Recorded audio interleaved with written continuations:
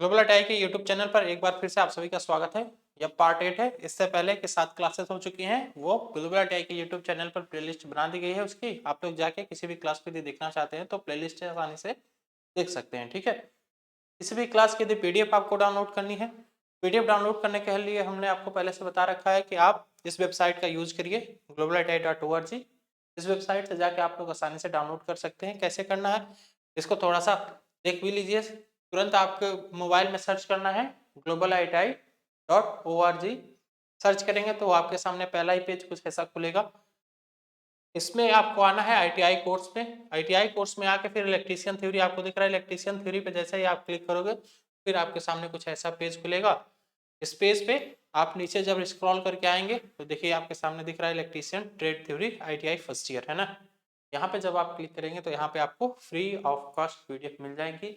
समय समय पर पीडीएफ अपडेट की जाती हैं तो आपको पीडीएफ प्रोवाइड कर दी जाएगी यहाँ पे। ठीक है, आप लोग यहाँ से आसानी से पीडीएफ डाउनलोड कर सकते हैं। चलिए देखते हैं आज का अपना पहला क्वेश्चन। पहला क्वेश्चन है हमारा कि विद्युत वाहक बल, विद्युत वाहक बल का फॉर्मूला क्या होता है, यही चीज आपसे पूछा है। या विद्युत वाहक बल ज्ञात करने के लिए कौन सा फॉर्मूला का यूज करते हैं हम लोग। ठीक है, देखिए आपको यहाँ पे 3 टर्म याद रखने हैं।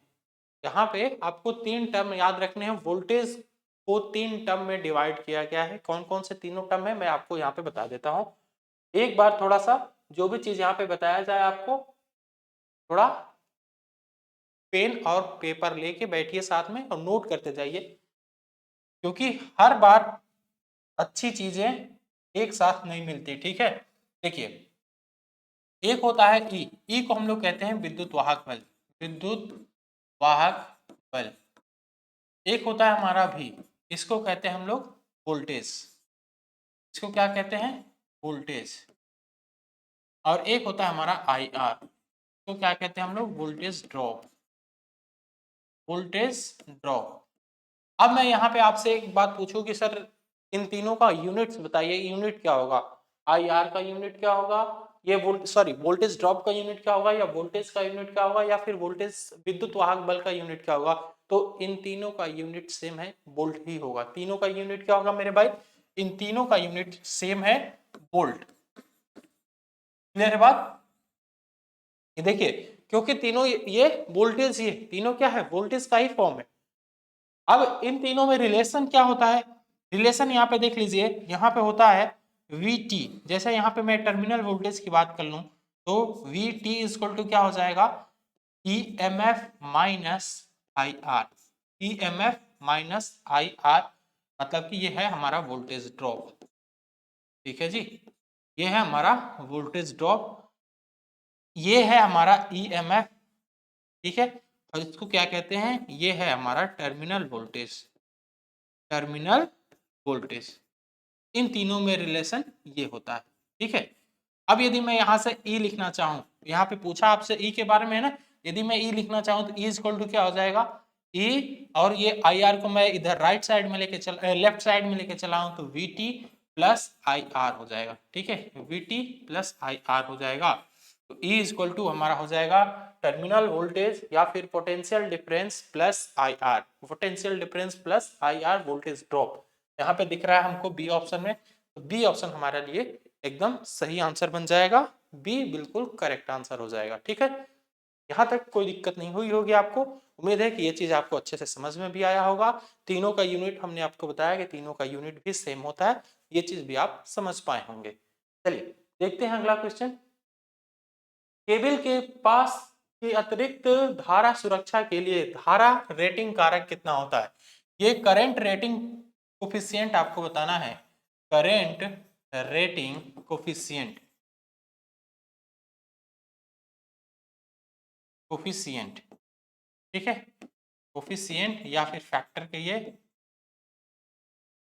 हमेशा याद रखेंगे कि कोर्स एक्सेसिव करंट रेटिंग कितनी होती है केबल के लिए, 0.81 होती है। ये हमने आपको ऑलरेडी बता रखा। कितना होता है भाई, 0.81 होता है close course excessive current rating.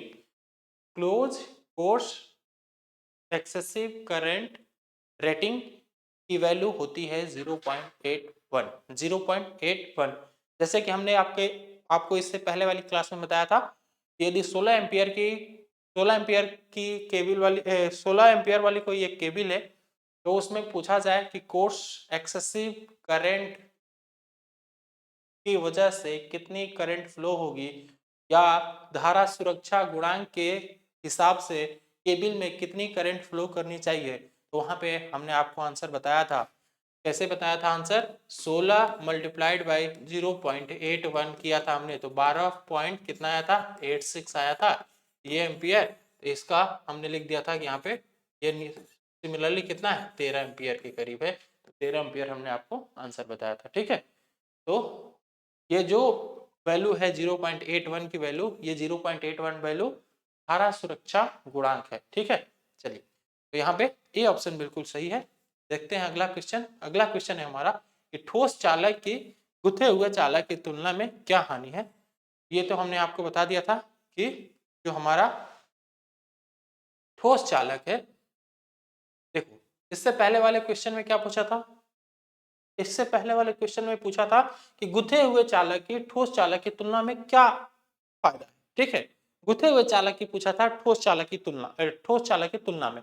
अब यहाँ पे क्वेश्चन बदल दिया है, बोला है कि ठोस चालक की गुथे हुए चालक की तुलना में क्या हानि है, क्या हानि है। ठीक है, बस बात वही है, केवल क्वेश्चन को थोड़ा सा बदला है। तो हमने आपको बताया था कि जो ठोस चालक होता है यह क्या होता है? यह लेस फ्लेक्सिबल होता है, यह लेस फ्लेक्सिबल होता है। ठीक है जी, और क्या बताया था कि मोर वेट होता है इसमें। इसमें वेट कैसा होता है? वेट ज्यादा होता है, मोर वेट होता है। ठीक है, और हमने क्या बताया था कि मोर स्किन इफेक्ट, मोर स्किन इफेक्ट। ठीक है, स्किन इफेक्ट ज्यादा देखने को मिलता है। ये हमने 3 टर्म आपको पहले बताया था। ठीक है, और यहाँ पे भी इन्हीं तीनों से आपको आंसर भी मिल जाएगा। लेस फ्लेक्सिबल, कम फ्लेक्सिबल होता है, कम लचीलापन होता है। भाई यदि कोई ठोस एक पतला ही रॉड ले लो, आप पतला ही रॉड ले लो, तो क्या आप उसे आसानी से मोड़ सकते हो? नहीं मोड़ सकते। उसे मोड़ने के लिए आपको ऐसे बहुत ज्यादा फोर्स लगाना पड़े, बहुत फोर्स लगाने की जरूरत पड़ेगी। जबकि एक हमारा जो स्टैंडर्ड वायर होता है उसे हम लोग आसानी से फोल्ड कर लेते हैं, और उसे एक जगह से दूसरे जगह ट्रेवल करना भी, ट्रांसपोर्ट करना भी आसान होता है। जबकि जो हमारा सॉलिड वायर है, सॉलिड वायर को हम लोग एक जगह से दूसरे जगह ट्रांसपोर्ट आसानी से नहीं कर सकते। ठीक है, तो ये भी एक घाटा है आपके सॉलिड वायर का। मेन घाटा तो ये फ्लेक्सिबिलिटी वाली ही है। तो यहाँ पे फ्लेक्सिबल वाले फैक्टर को हम लोग अभी भी ध्यान रखेंगे। बाकी देखते हैं अगला क्वेश्चन। देखिए, हमने इससे पहले वाले क्वेश्चन में आपको बताया था, इससे पहले वाली क्लास में, कि जो एक क्वेश्चन दिया हुआ था वो गलत दिया था आपके बुक में। उसका आंसर क्वेश्चन जो निम्मी की क्वेश्चन बैंक है उसमें आंसर गलत दिया था। फिगर दिया हुआ था सोल्डरिंग आयरन का, और आंसर दिया था कि सोल्डरिंग विद सोल्डरिंग गन। देखो यहाँ पे दिख रहा है ना, हमने आपको बताया था कि सोल्डरिंग गन के साथ कैसे सोल्डरिंग की जाती है, ये हम आगे आपको बताएंगे। ये आपको दिख रहा है एकदम गन की तरह है। ये जो सोल्डरिंग आयरन है ये कैसा है? ये सोल्डरिंग गन की तरह है, ये गन की तरह दिख रहा है आपको, है ना। तो यहाँ पे ये इसका हत्था है, यहाँ पे ऐसे हैंडल से पकड़ा हुआ है, और ये गन की तरह दिख भी रहा है। ये यहाँ पे सोल्डरिंग की प्रक्रिया हो रही है, यहाँ पे सोल्डरिंग की प्रक्रिया हो रही है ना। तो ये कैसे सोल्डरिंग की जा रही है? ये सोल्डरिंग विद सोल्डरिंग गन है। तो यहाँ पे जो हमारा ऑप्शन सही होगा वो कौन सा होगा? Soldering with soldering gun, soldering with soldering gun. तो यहाँ पे सी ऑप्शन बिल्कुल करेक्ट होगा। ठीक है, जबकि इससे पहले वाले क्वेश्चन में हमने आपको दिखाया था कि उसमें सोल्डरिंग आयरन दिया हुआ था, जबकि आपके क्वेश्चन बैंक में आंसर दिया था सोल्डरिंग गन। ठीक है, जो कि बिल्कुल गलत था। चलिए देखते हैं अगला क्वेश्चन। सोल्डरिंग में ठंडे सोल्डर दोष का कारण क्या है? सोल्डरिंग में ठंडे सोल्डर दोष का कारण क्या है? भाई ठंडे सोल्डर दोष का कारण क्या हो सकता है? कोई भी चीज ठंडा क्यों पड़ता है? ठंडा बहुत ज्यादा क्यों हो जाता है? क्योंकि उसमें भाई उष्मा पर्याप्त नहीं मिल पा रही है, यही तो हो सकता है। उष्मा यदि पर्याप्त नहीं मिलेगा तो इसी वजह से तो वो ठंडा होगा।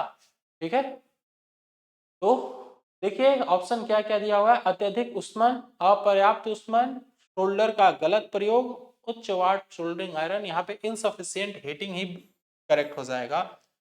यदि जो भी हमारा रांगा हमने यूज किया है उस रांगे पे पर्याप्त मात्रा में हम यदि उष्मा नहीं दे पा रहे हैं तो वो ठंडा पड़ जाएगा। ये जाहिर सी बात है, ये बहुत जेन्युइन बात है ना।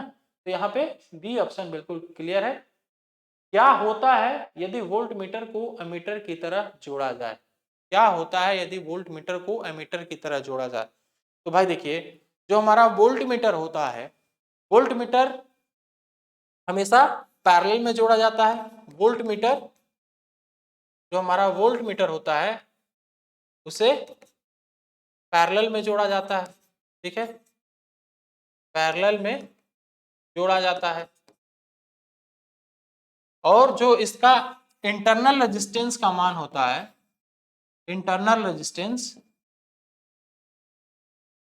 इंटरनल रेजिस्टेंस हाईएस्ट होता है। ठीक है, हाई, इंटरनल रेजिस्टेंस इसका हाई होता है, जबकि हमारा जो एमीटर है उसका इंटरनल रेजिस्टेंस लो होता है। इसने बोला है कि वोल्ट मीटर को अमीटर की जगह जोड़ा जाए।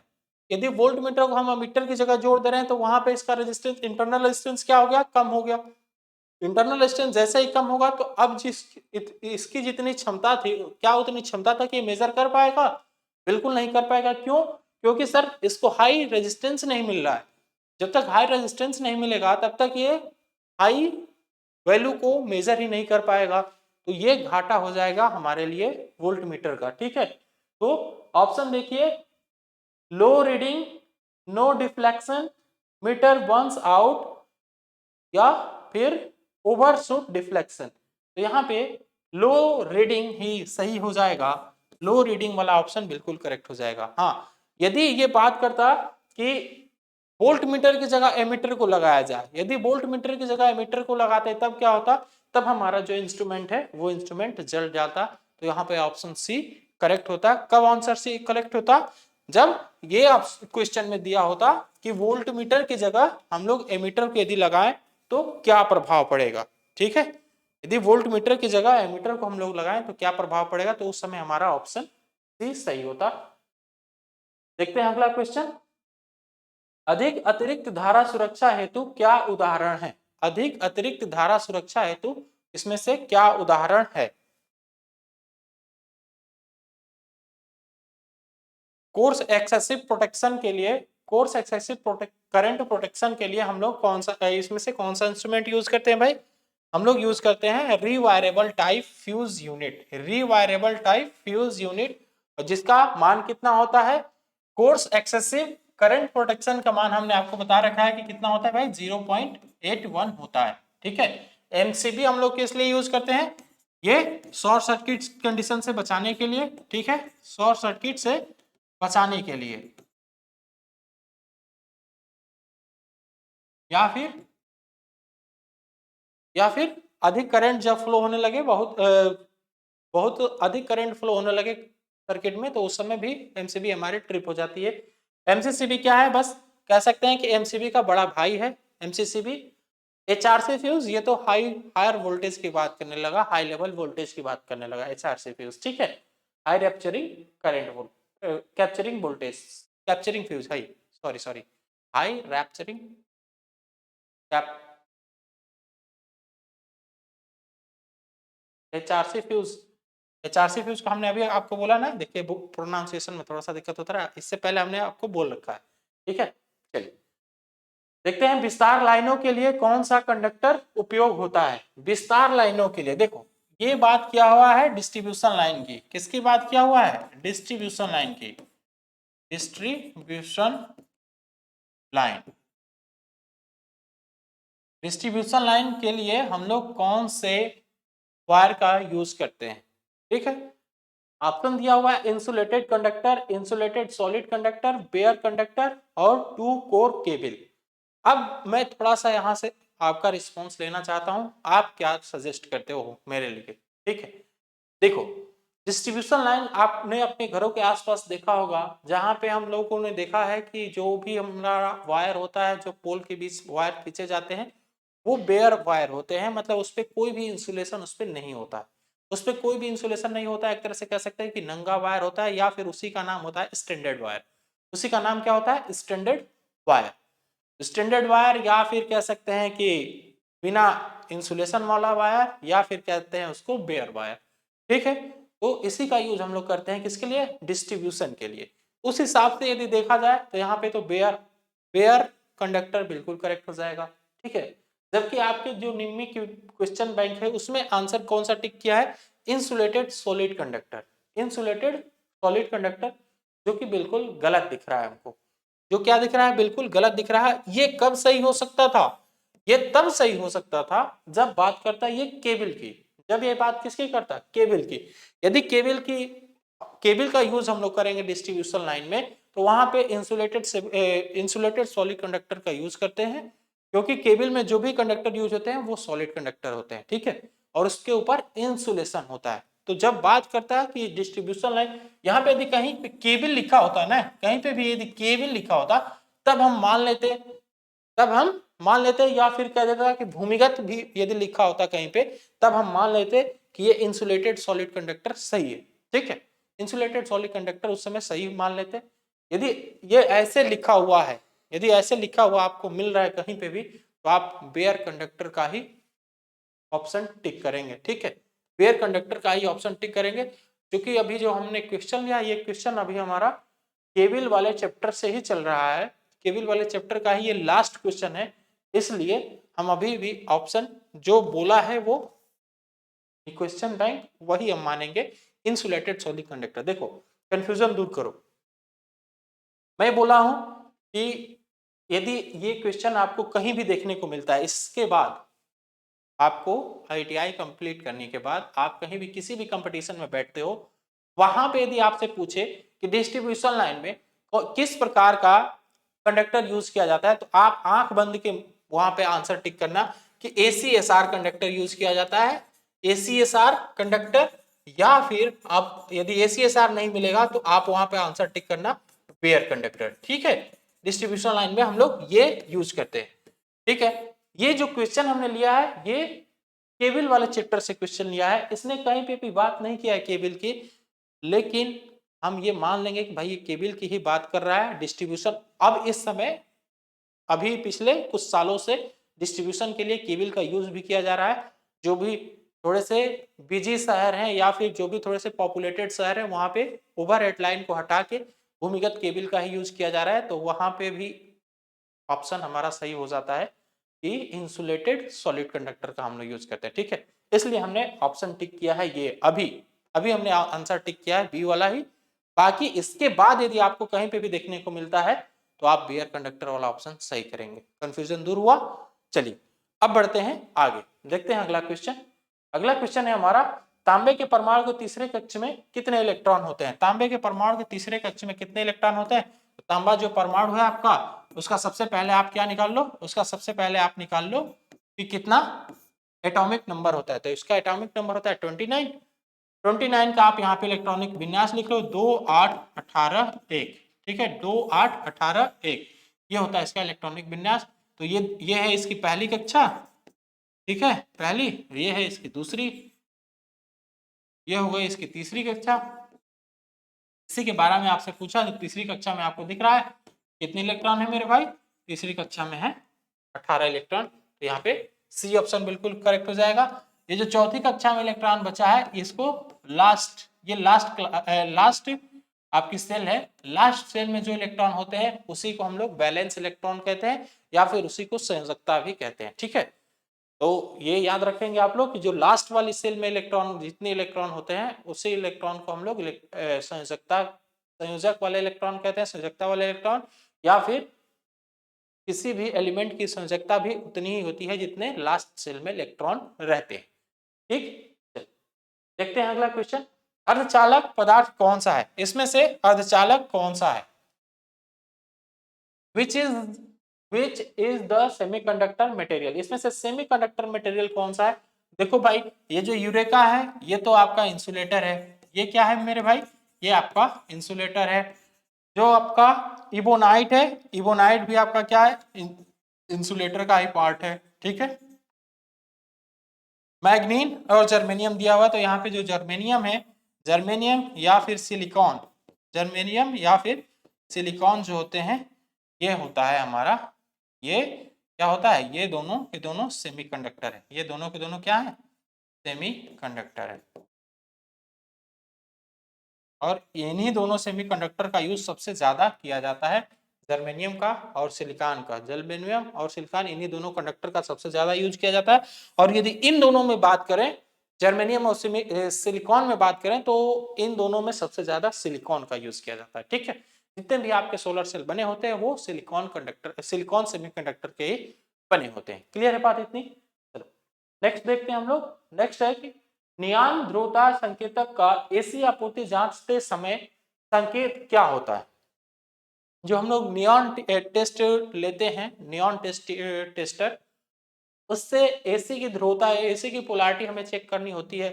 तो कैसे चेक करते हैं भाई? नियॉन जैसे, ये उसी की बात कर रहे हैं ना, जैसे आप जनरली टेस्टर अपने घर में यूज करते हो ना, वो 10 रुपया वाला, 10 रुपये वाला जो टेस्टर होता है, आप क्या करते हो, उसके पीछे, उसके जो पीछे वाला पार्ट होता है उस पर अपना उंगली रखते हो और आप सीधे सीधे सर्किट में लगा देते हो। सर्किट में जब लगाते हो तो वहां से इसको मिल जाता है फेज, और आपके हाथों से इसको मिल जाता है न्यूट्रल। ठीक है, आपका जो हाथ है वो एक हाई रेजिस्टेंस वैल्यू से जुड़ा रहता है, इसलिए आपको करंट का झटका नहीं लगता है। जब वो रेजिस्टेंस खराब हो जाता है तब आपको झटका लगने लगता है। ठीक है, तो वही होता है हमारा नियॉन टेस्टर। ठीक है, नियॉन टेस्टर सीधे सीधे कह दीजिए। तो वो कैसे आप चेक करते हो, उसके द्वारा आप कैसे चेक करते हो? Both electrode will glow, one only one electrode will glow, both electrode will be flicker, one electrode will glow and another will flickering। देखो उसमें फ्लिकरिंग की तो बात होती ही नहीं है, यहाँ पे both electrode will glow, A option बिल्कुल करेक्ट हो जाएगा। अब ये जो नियॉन टेस्टर है ये कैसा दिखता है ये मैं आपको दिखा देता हूँ। देखो यही है आपका नियॉन टेस्टर, ये है आपका नियॉन टेस्टर। देखो हमने अभी आपको बताया ना, ये पीछे आप ऐसे उंगली रख, जब तक आप इस पे उंगली नहीं रखोगे, जब तक ये आप इसको टच नहीं करोगे, तब तक यहाँ पे लाइट नहीं जलेगी। ठीक है, देखिए ये आपका फेज है, ये आपका न्यूट्रल है और ये आपका लाइन है। लाइन वाले में जब आप लगाते हो यहाँ से, तब फिर आपका यहाँ पे ये यहाँ पे बल्ब ग्लो होता है। ठीक है, बल्ब ग्लो होता है जैसे ही आपकी ये उंगली टच करते हैं यहाँ पे। ठीक है, नियॉन टेस्टर कैसा होता है आपने देख लिया यहाँ पे। उम्मीद है कि आपको ये चीज समझ में आ गई होगी, नियॉन टेस्टर क्या है और ये क्वेश्चन में क्या पूछना चाहता है। ठीक, चलिए देखते हैं अगला क्वेश्चन। अगला क्वेश्चन बोला है कि 500 वाट के लैंप को 5 घंटे जलाने पर विद्युत ऊर्जा की खपत को यूनिट में निकालिए। विद्युत ऊर्जा की खपत को किस में निकालना है भाई? विद्युत ऊर्जा की खपत को आपको निकालना है यूनिट में। तो आपको यूनिट में निकालने का फॉर्मूला आप सभी को पता होगा, क्या होता है? Unit is equal to, unit is equal to क्या होता है भाई?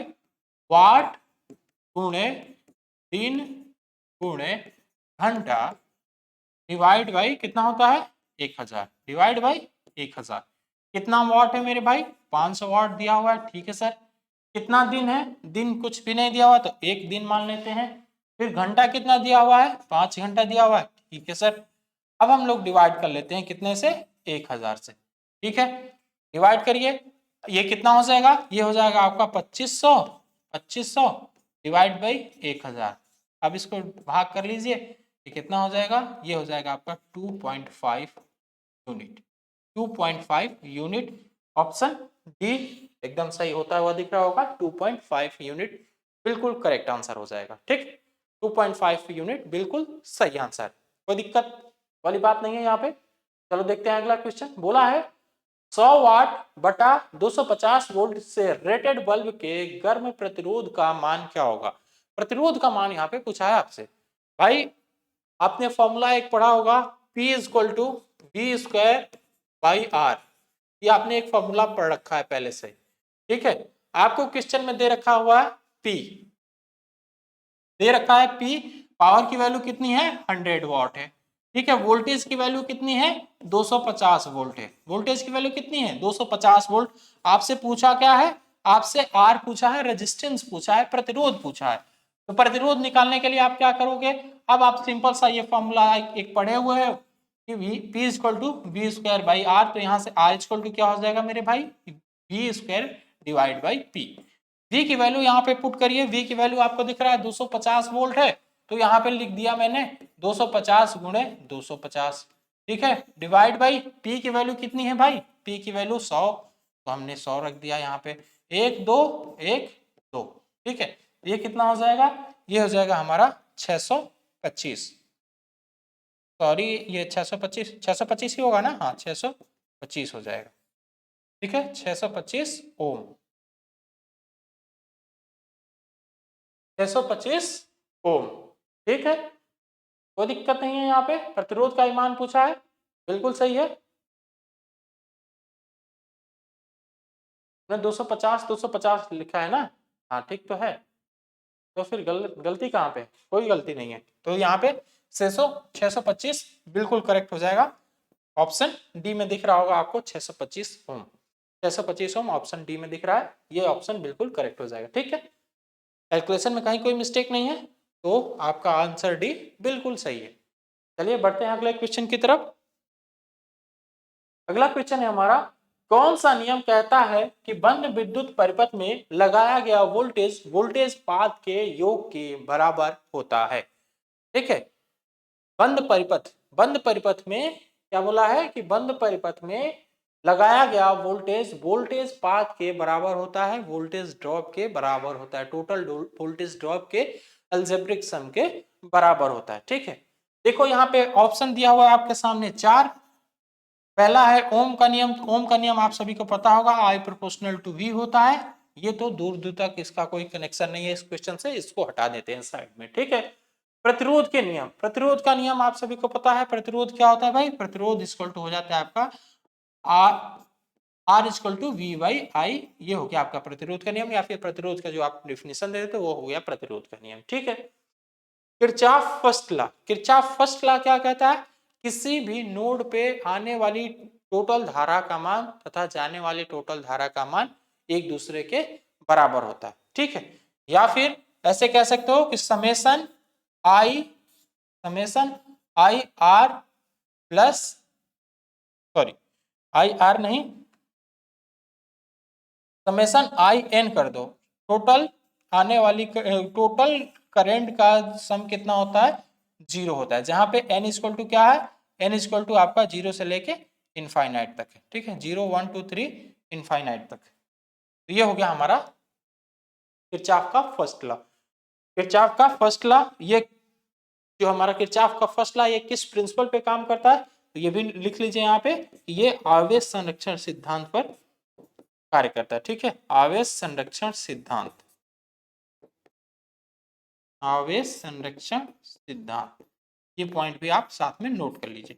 नेक्स्ट है आपका Kirchhoff second law. Kirchhoff second law क्या कहता है भाई, यही कहता है कि किसी भी बंद परिपथ में, किसी भी बंद परिपथ में टोटल विद्युत वाहक बल का मान, सभी विद्युत वाहक बल का मान कितना हो जाता है, सभी विद्युत वाहक बल का मान टोटल वोल्टेज ड्रॉप के, ठीक है, V I plus summation of I और आर आई के बराबर होता है, ठीक है, जहां पे आई इक्वल टू क्या है, 0 1 2 3 4 लेके, मतलब 0 से लेके इनफाइनाइट तक, ठीक। तो ये है हमारा किरचॉफ का सेकेंड लॉ। अच्छा, ये किस प्रिंसिपल पर आधारित है, तो ये लिख लीजिए, ये ऊर्जा संरक्षण सिद्धांत पर आधारित होता है, ठीक है, ऊर्जा संरक्षण सिद्धांत, जो किरचॉफ का सेकेंड लॉ है, यह ऊर्जा के संरक्षण सिद्धांत पर आधारित होता है। इतनी बात क्लियर हो गई। चलिए अब बढ़ते हैं अगले क्वेश्चन की तरफ, देखते हैं आज का अपना लास्ट क्वेश्चन क्या है। 200 वाट 240 वोल्ट के दो लैंप 240 वोल्ट से श्रेणी में जुड़े हुए हैं, कुल शक्ति ज्ञात कीजिए। कुल शक्ति आपको बताना है, कुल शक्ति कितनी है। देखो श्रेणी में यदि पावर जुड़े होते हैं, यदि पावर श्रेणी में जुड़े होते हैं, तो वहां पे कुल पावर निकालने के लिए हम लोग फॉर्मूला कौन सा यूज कर लेते हैं, पैरेलल वाला। पैरेलल रेजिस्टेंस का जो फॉर्मूला लगता है वो फॉर्मूला हम लोग यूज कर लेते हैं पावर निकालने के लिए, ठीक है। और यदि बात कर देगा पैरेलल की, यदि पैरेलल की बात करेगा कि पैरेलल में कई सारे हमारे इंस्ट्रूमेंट लगे हुए हैं या कई सारे उपकरण लगे हुए हैं, तो टोटल पावर का मान कितना होगा, तो वहां पे हम लोग सीरीज वाला फॉर्मूला यूज कर लेते हैं रेजिस्टेंस का, ठीक है। यहाँ पे क्या बात किया है, श्रेणी की बात किया है। श्रेणी की बात किया है तो यहाँ पे हमने क्या बताया आपको कि जब श्रेणी की बात करेगा तो यहाँ पे यदि पावर के लिए फॉर्मूला लगाना है तो पावर का हम लोग कौन सा फॉर्मूला लगाएंगे, पावर के लिए फॉर्मूला लगाना है तो रेजिस्टेंस का जो पैरेलल में मेथड लगता है वही मेथड यहाँ पे भी लगेगा। तो 1/P टोटल इक्वल टू कितना हो जाएगा 1/P1 प्लस 1/P2। ठीक है, तो 1/P टोटल कितना हो जाएगा मेरे भाई, देखिए यहाँ पे P की वैल्यू कितना दे रखा है क्वेश्चन में, P की वैल्यू दे रखा है 200 वॉट। ठीक है, और V की वैल्यू कितना दे रखा है 240 वोल्ट। तो इस V से हमें कोई मतलब नहीं है, इस V से हमें कोई मतलब नहीं है, हमें केवल किससे मतलब है, हमें केवल इसी से मतलब है। अब देखिए कैसे निकलेगा, यहाँ पे हमने लिखा 1/200 प्लस 1/200। ठीक है, जब आप इसको आगे सॉल्व करोगे तो ये कितना हो जाएगा 200, यहाँ पे एलसीएम हो जाएगा तो ये कितना आएगा भाई, ये आ जाएगा 1 + 1। ठीक है, तो 1/P टोटल इक्वल टू कितना आ गया 1/P टोटल इक्वल टू आ गया आपका 2/200, 2/200। तो P टोटल यहाँ से कितना हो जाएगा, यहाँ से P टोटल आपका हो जाएगा 100 वॉट।